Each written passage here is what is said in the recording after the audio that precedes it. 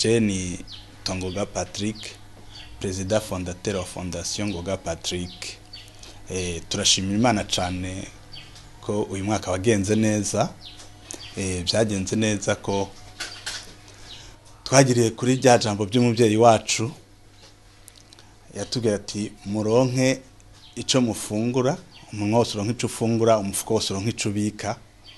Natwe nk'abagendana ubumuga ntitwicaye, twarakoze kandi Imana ishimwe ko twabishikiye tukaronka icyo dushira mu mufuko n'umunwa wose ukaronka ico ufungura. Aha rero twinjiye uyu mwaka twinjiyemo turiko turasaba abagendana ubumuga twihesha agateka umuntu agendana ubumuga ntiyumve ko abwizwa kuja kuyibarabara gusega, ahubwo nawe yumve ko nawe hari abo yofasha, ko natwe tugendana ubumuga mugabo turafisha abo turiko turafasha.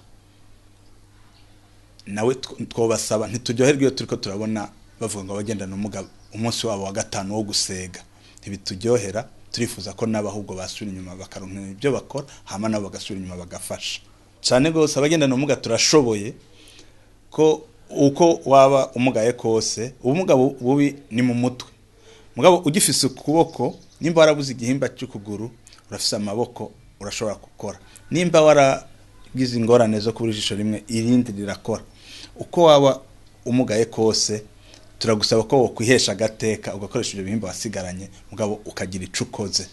Mpimireza cyane n'ugwaruka muri rusange ko nabwo gwakora amaboko mu mpuzu rugakora. Nitwifuza muri 2023 ugwaruka tusura kubona kumarigara, twifuza ko bose baba bari mu activité bariko barakora.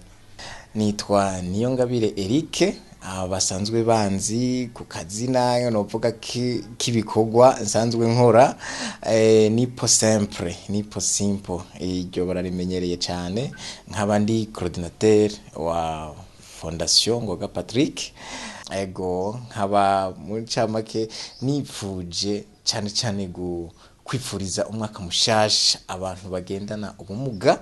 Abantu bagendana ubumuga rero ndanafatiye nakanya koko batera kamo yuko bakeneye kwiyumva ko ari nk'abantu nk'abandi, bakeneye kwiyumva ko hari ico bashoboye kwiterambere ry'igihugu, bakeneye kumva yuko bategerezwa guhesha icubahiro igihugu cabo, kuko ntabwo igihugu cyo guha icubahiro nawe ubwawe utabanje kwiha agateka.